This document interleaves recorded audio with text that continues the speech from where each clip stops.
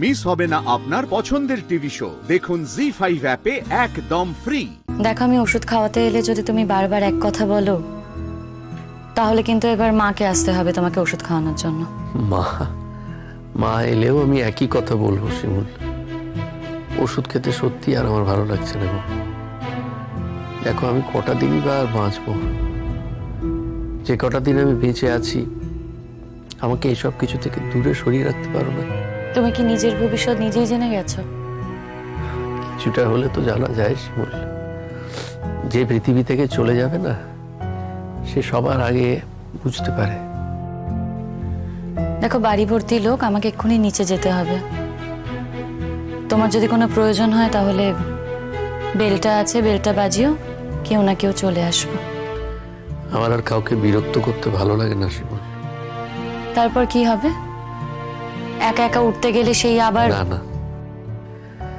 আর আমি তোমাদেরকে বিব্রত করতে চাই না। আমাকে আর কি বিব্রত করবে তুমি? আমি এ বাড়ির কে? তবু তো তুমি সব থেকে বেশি বিব্রত হয়েছো। তুমি তো ফোন করেছো, ডাক্তার ডেকেছো। কিন্তু বিশ্বাস করো শিমুল, আমার না এইভাবে কাউকে বিব্রত করতে ইচ্ছে করে না। যখন একেবারেই পারবো না তখনই ডাকবো। তবে আমি ডাকলে যে তোমাকেই আসতে হবে এরকম কোনো মানে নেই। না, আমাকেই আসতে হবে তার সত্যি কোনো মানে নেই। কিন্তু তোমার মায়েরও তো বয়স হয়েছে। বুঝতে পেরেছি। বেশ, ঠিক আছে, সেক্ষেত্রে মাকে বলো একটা লোক যদি রাখে। আচ্ছা, তোমার কি মনে হয় বাইরে থেকে যে লোক আসবে সে আমাদের থেকে তোমার বেটার টেক কেয়ার করবে? তবুও এইসব কাজগুলোর জন্য তো তোমার উপরেই নির্ভর করে থাকতে হচ্ছে আমাকে। তুমি তো প্রয়োজন হলে কোথাও বেরোতেও পারছো না।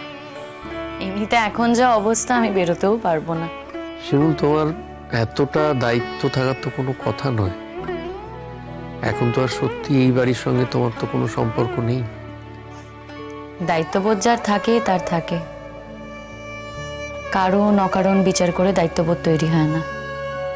তাই এসব কথা বলে কোনো লাভ নেই। ঠিকই বলেছো তুমি। সারা জীবন এইসব পাঠ আমার কোনোদিনই ছিল না। কিন্তু কি জানো তো, এই চলে যাওয়ার আগে এখন মনে হচ্ছে যত দায়িত্ব কর্তব্য সব যদি পালন করে যেতে পারতাম। কি দায়িত্ব তুমি পালন করতে চাও বলো তো? বড় অশান্তি শিমুল, মনের ভেতরে ভীষণ অশান্তি। আসলে কি জানো তো, ভেতর থেকে আমি আর বাঁচতে চাই না। আর একটা মানুষ যখন সত্যি সত্যি এই রিজেকশনটা করতে শুরু করে না, তাকে কেউ জোর করে বাঁচিয়ে রাখতে পারে না গো। ওষুধটা খেয়ে নাও। আমি তো সারা জীবন এমন কিছু করে যাইনি এই পৃথিবীতে যেটার জন্য আমাকে বেঁচে থেকে সেটা ভোগ করতে হবে। কি লাভ আমার বেঁচে থেকে? তবে আমার মতো মানুষের বেঁচে থাকার শুধু যে অন্যের কাছে বিড়ম্বনার সেটাই নয়, আমার নিজের কাছে যথেষ্ট বিড়ম্বনার। আর এই বোধটা আমার আগে ছিল না গো। ইদানিং এই বোধটা আমার হয়েছে। জানি এসব কথা তুমি পছন্দ করবে না, এসব নেগেটিভ কথা তো। তবু তার মধ্যে একটাই পজিটিভ কথা আমার বলার কথা মনে হচ্ছে। শিমুল, আমাদের বিয়েটাকে রেস্টোর করা যায় না? রেস্টোর? না মানে আবার যদি নতুন করে অন্তত 1 মাসের জন্য। তোমার এই চাকরির জন্য? না শিমুল, দেখো, এই চাকরিটা কিন্তু শুধুমাত্র তোমার জন্য নয়, এই চাকরিটা আমার পরিবারের স্বার্থেও। কি গ্যারেন্টি আছে যে চাকরিটা পাওয়ার পর আমি তোমার পরিবারকে দেখবো, তোমার মাকে দেখবো? আর তোমার আমাকে বুঝি এতটা মিন মাইন্ডেড মনে হয়? তোমার চাকরি পাওয়ার জন্য আমি তোমাকে আবার বিয়ে করব? শিমুল, আচ্ছা, আমার মতো মানুষকে তুমি বিয়ে করতে যাবে কেন?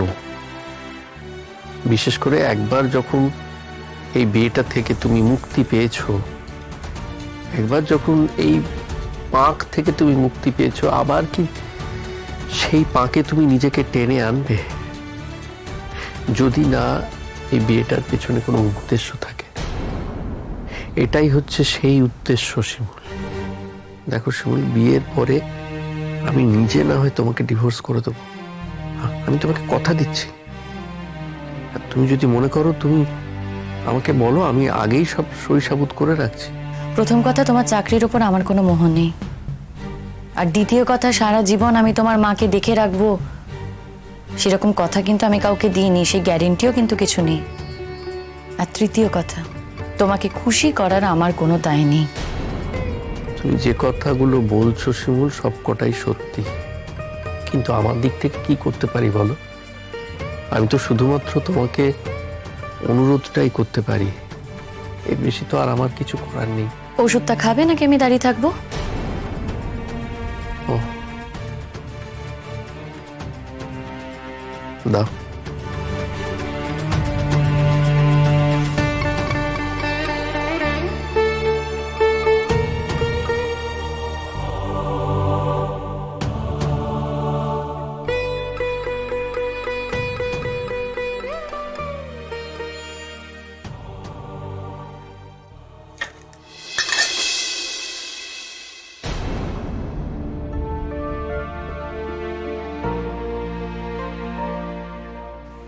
চোখ থেকে জল পড়ছে কেন?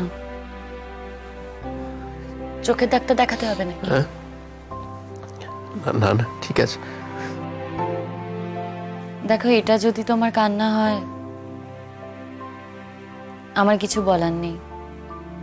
আর যদি অন্য কোনো কারণে তোমার চোখ থেকে জল পড়ে, তাহলে ডাক্তার দেখাতে হবে। অন্য কারণ? তোমার এত মন খারাপ হচ্ছে কেন? না, অবশ্য মন খারাপ হওয়াটাই স্বাভাবিক। একজন সুস্থ মানুষ হঠাৎ করে এইভাবে শয্যাশায়ী হয়ে গেছে, মন খারাপ তো হবেই। কিন্তু আমার কি মনে হয় জানো, যেটা ঘটেছে সেটাকে অ্যাকসেপ্ট করে নিতে হয়। আমার বেশি করে মন খারাপ কেন হচ্ছে জানো তো? কারণ আমি সারা জীবন তোমার সঙ্গে খুব দুর্ব্যবহার করে গেছি। আমি যদি তোমার সঙ্গে ভালো ব্যবহার করতাম, তাহলে তো আমার এত কিছু ভাবতে হতো না। তাহলে তো তুমি নিজের থেকেই আমার চাকরিটা করতে। আমাকে তো তোমার হাতে পায়ে ধরে এইভাবে রিকোয়েস্ট করতে হতো না। শিমুল, আমি একজন মৃত্যুপথ যাত্রী, আমাকে এটুকু ফেভার তুমি করবে না? কি চাও তুমি আমার কাছে? আমি বেশি কিছু চাই না শিমুল, আমি শুধু চাই তুমি আমার এই চাকরিটা করো। দেখো, তুমি যদি এই চাকরিটা না নাও, আমার মা কিন্তু আর বাঁচবে না। জি5 ডাউনলোড করুন আর সব এপিসোড দেখুন একদম ফ্রি।